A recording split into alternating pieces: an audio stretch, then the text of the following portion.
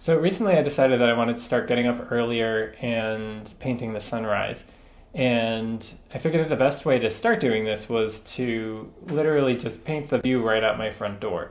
I live along a tidal river, so the tide comes in and comes up the river, and as a result, there's all kinds of different birds, seabirds, and forest birds in the same area, and they make all this noise when the sun is rising, and you look out over the river and you see the trees silhouetted against the other side of the river, and you see basically this view. So I decided at a certain point, it's too beautiful, I have to try to paint it.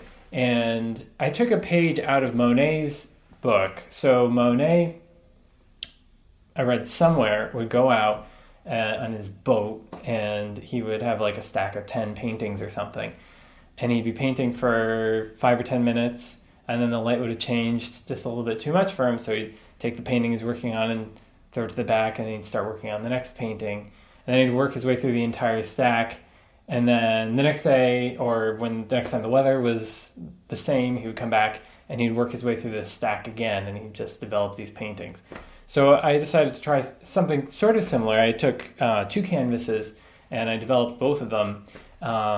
This one was right before the sun came up, and then the other one is right after the sun pokes through the trees. So I have these 2 different light effects. I'm sharing this one with you this week, a very short time-lapse video of me working on this painting, because I had to work fairly quickly to get the light effect that was happening at that time.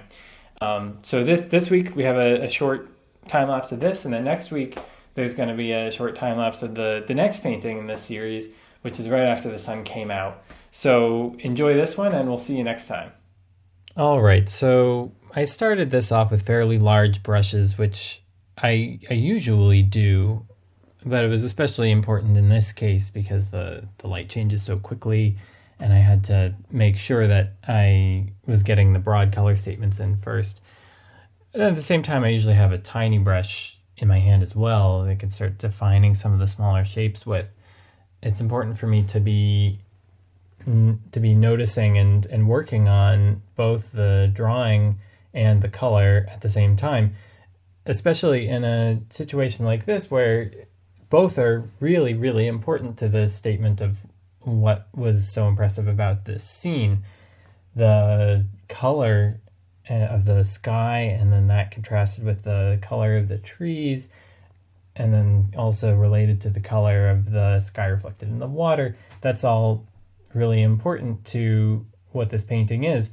But then at the same time, it's just as important that the silhouette of the tree is clearly stated against the sky as well.